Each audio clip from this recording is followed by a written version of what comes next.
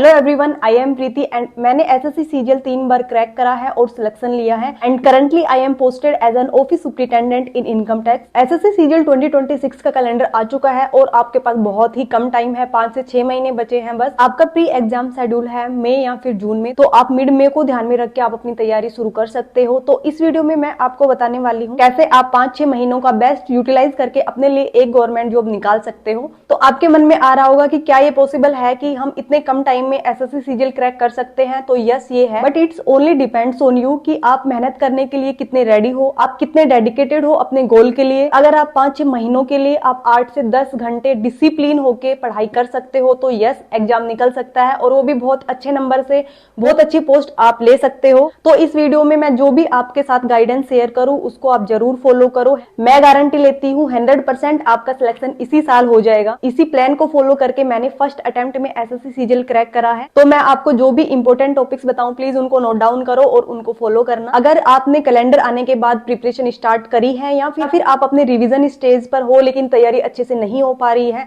तो ये आपकी तैयारी को रिवाइव करने के लिए वीडियो काफी रहेगा।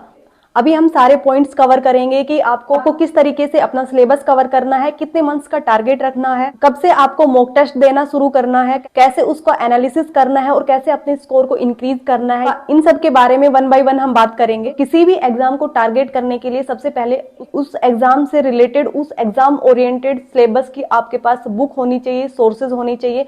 तो मैंने एक वीडियो इस पर बनाई हुई है कि कौन कौन सी आपके पास बुक होनी ही चाहिए, वो मस्ट है। अब हम बात करते हैं कि सब्जेक्ट वाइज आपकी क्या प्लान होनी चाहिए, आपकी क्या स्ट्रेटेजी होनी चाहिए। तो सबसे पहले बात करते हैं मैथ्स की कि इन 6 महीनों में आप कैसे अपने मैथ्स को स्ट्रॉन्ग कर सकते हो, कैसे आप सिलेबस कवर कर सकते हो। उसके बाद रिवीजन एंड प्लस प्रैक्टिस। 4 महीनों में मैथ्स का सिलेबस कंप्लीट हो जाएगा। मैं आपको तरीका बताऊंगी कि आप कैसे कर सकते हो इसको। अभी टाइम बहुत कम बचा हुआ है, तो सिलेबस कवर करने का मतलब ये नहीं है कि बस क्लास ले ली उसके बाद नोट्स बना लिए और हो गया।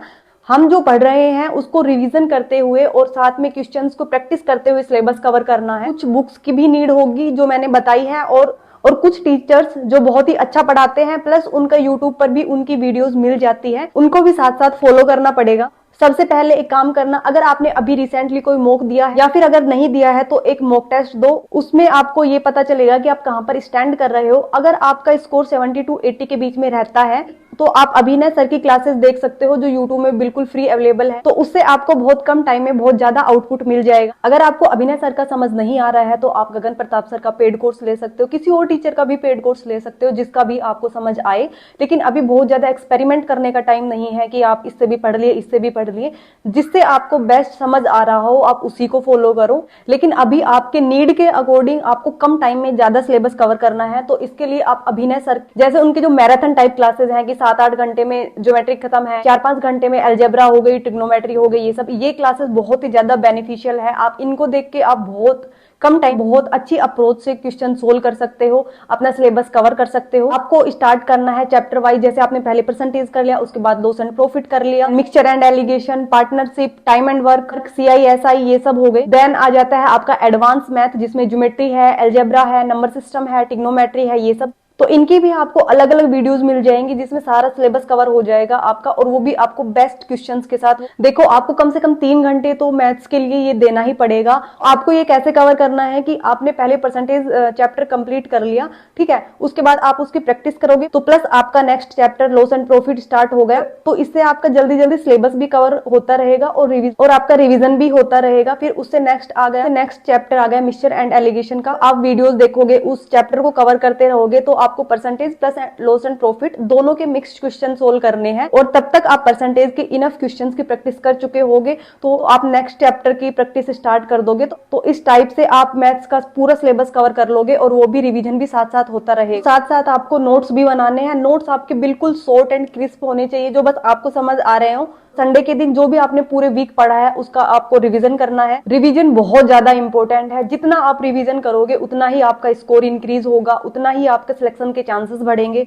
इतने कम टाइम में यही प्लान, यही स्ट्रेटेजी आपको काम आएगी, यही आपको सिलेक्शन दिलाएगी। इसके अलावा कोई रास्ता नहीं है, कोई शॉर्टकट नहीं है जिससे आपका सिलेक्शन हो सके। लेकिन आपको मेहनत पूरी करनी पड़ेगी। आपको मिनिमम 8 से 9 घंटे तो डेली देने ही देने पड़ेंगे, क्योंकि अगर आपको कम टाइम में आपको अच्छी जॉब चाहिए तो इतना तो आपको करना ही पड़ेगा। तो ये प्लान फॉलो कर आपकी एवरेज तैयारी नहीं, बहुत अच्छी तैयारी हो जाएगी और आप मैथ्स में 50 आउट ऑफ 50 भी ला सकते हो, बहुत बड़ी बात नहीं है। नेक्स्ट मैं बात करती हूँ रीजनिंग की। तो रीजनिंग के लिए आपको कोई बुक या फिर कोई भी कोर्स लेने की नीड नहीं है, आप सिर्फ PYQ करो। और कुछ टॉपिक्स ऐसे होते हैं जैसे डाइस हो गया या कैलेंडर हो गया, क्लॉक हो गया, कुछ इस टाइप के टॉपिक्स हैं जो खुद से समझ नहीं आते हैं। इनके लिए आप यूट्यूब पर कोई भी वीडियो देख सकते हो जो भी आपको समझ आ रही हो। उसके बाद रीजनिंग में सिर्फ एक ही रास्ता बचता है मार्क्स लाने के लिए, वो है प्रैक्टिस। जितनी हो सके उतनी प्रैक्टिस करो।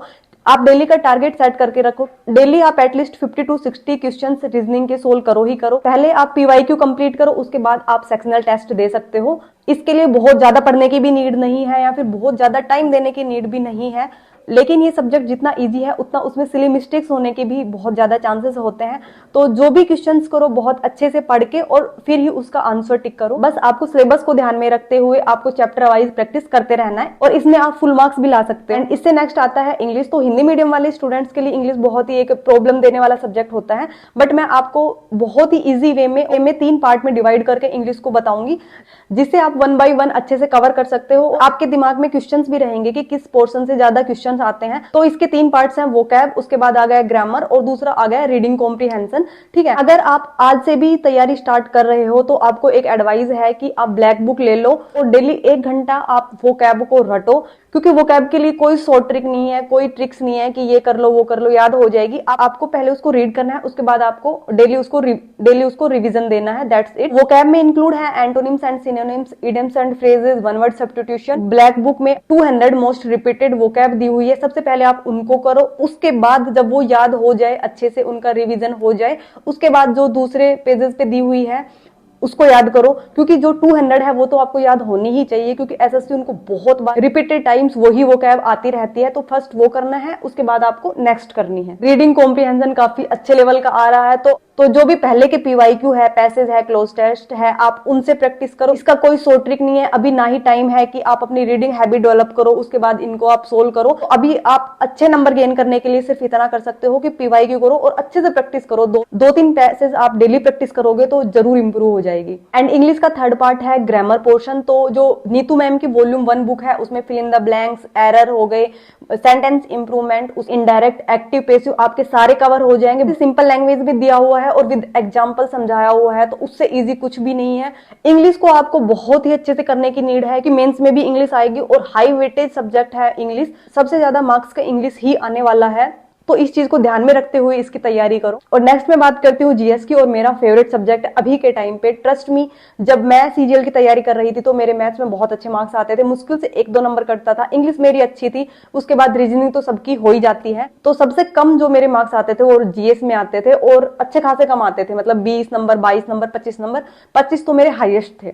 उसके बाद जब से मैं सिविल सर्विसेज की तैयारी में आई हूँ तो उसके बाद जीएस को मैंने बहुत अच्छे से पढ़ा है, बहुत डीपली पढ़ा है। तो अब एग्जाम में जो क्वेश्चंस आते हैं उनके पीछे का लॉजिक समझ में आने लगा है कि क्यों वो क्वेश्चंस पूछा जा रहा है, चाहे करंट अफेयर्स का हो या फिर स्टैटिक पोर्शन का हो। तो मैंने अपने चैनल पर एक वीडियो भी बनाई हुई है कि मोस्ट इंपोर्टेंट टॉपिक्स की यहाँ से तो एसएससी पूछता ही पूछता है, वो मैंने स्टेनो एग्जाम से पहले बनाई थी। 90% क्वेश्चन जो है उसी के इर्द गिर्द पूछे गए थे। तो जीएस के लिए आप अपना स्टैटिक पोर्शन अच्छे से कर लो, जैसे पॉलिटी हो गई, ज्योग्राफी, इकोनॉमिक्स हो गई, करंट अफेयर्स काफी अच्छे आते हैं। इसके लिए कोई भी बुक ले लो, किरण पब्लिकेशन की बुक ले सकते हो।